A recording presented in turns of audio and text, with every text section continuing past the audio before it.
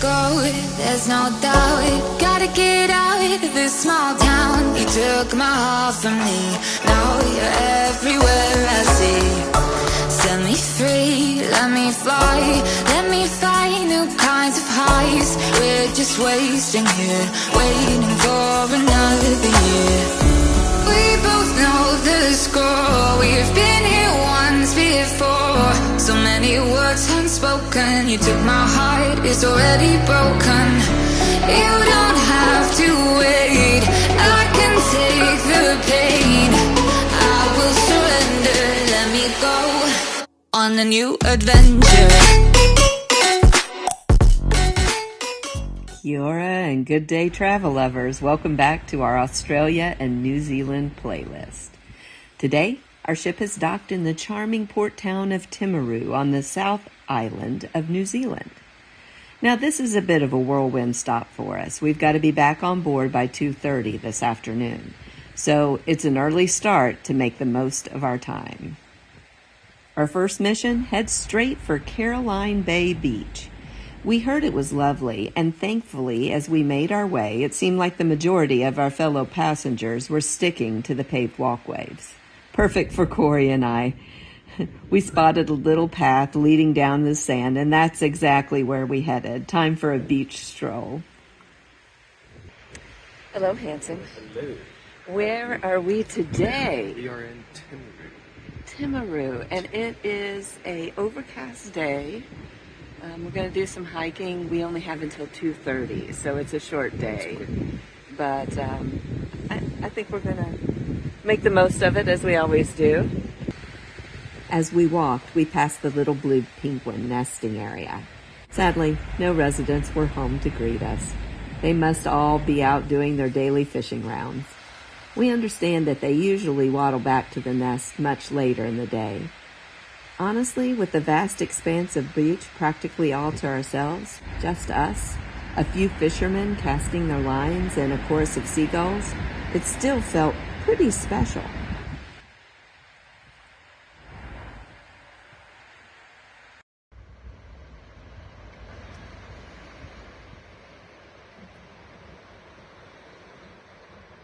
Look at this beautiful beach that we're on.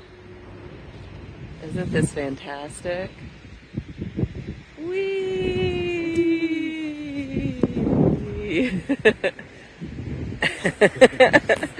All right, no vomiting. Look at these rocks, absolutely covered in mussels.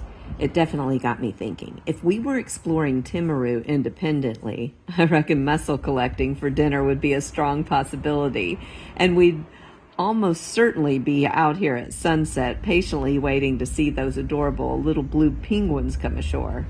But alas, cruise life has its own rhythm, so we need to make the most of the hours we have in port. My itinerary for today is, well, let's call it fluid. I have a general idea of the layout and a few key things I'd like to see. Next on the list, the lighthouse. And how are we going to get there? Not entirely set in stone. But seeing as we had this perfectly beautiful empty coastline, the decision was easy. We'd follow the water's edge. The views were already magnificent, and as we rounded a bend, the lighthouse perched atop a bluff came into view. Okay, now things got a little interesting. Lots of rocks, and then what appeared to be a small path, or maybe it was just rain washout. Either way, that's the route we chose. Up we started on this rather treacherous climb.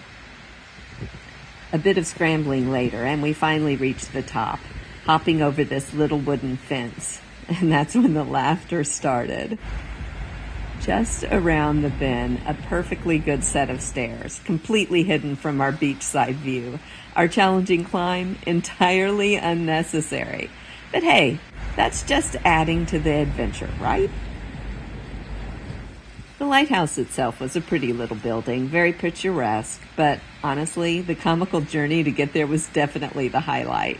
We took those lovely stairs back down, feeling slightly foolish, but thoroughly amused.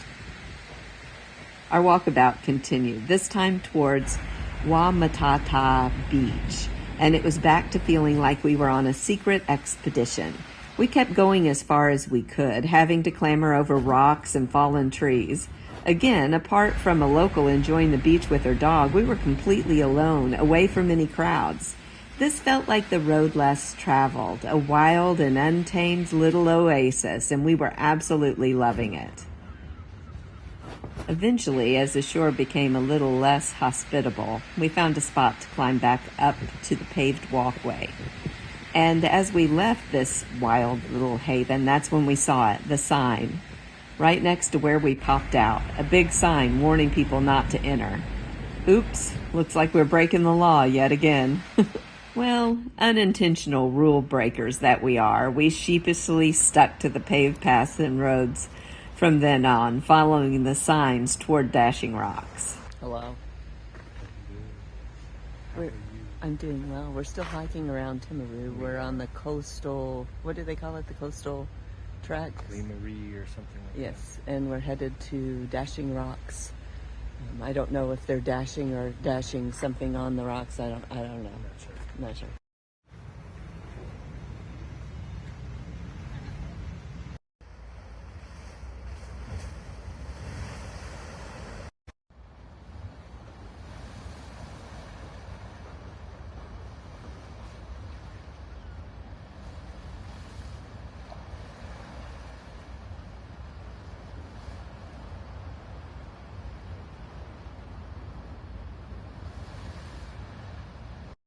The walk to Dashing Rocks was beautiful, with amazing views and lovely shaded paths, and then we arrived.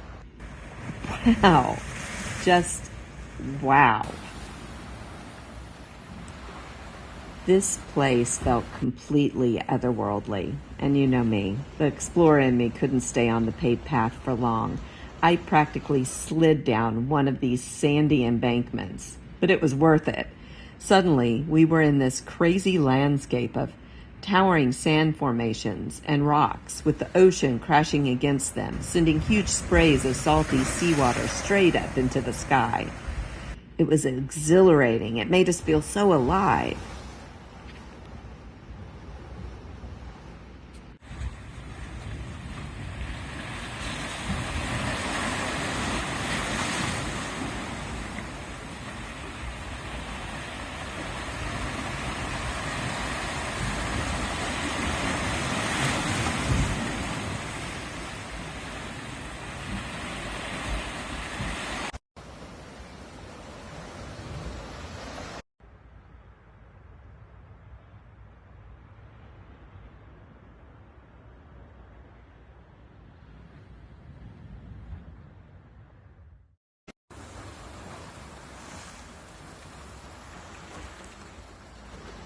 But of course, time waits for no one, especially when you're on a cruise.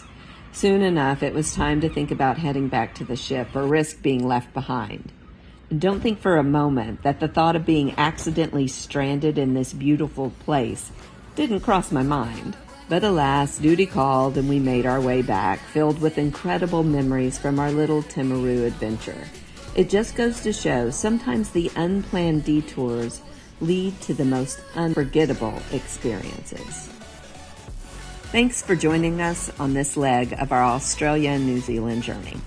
Don't forget to like this video, subscribe for more travel adventures, and let us know in the comments if you've ever had any accidental, off the beaten path experiences. Until next time, happy travel.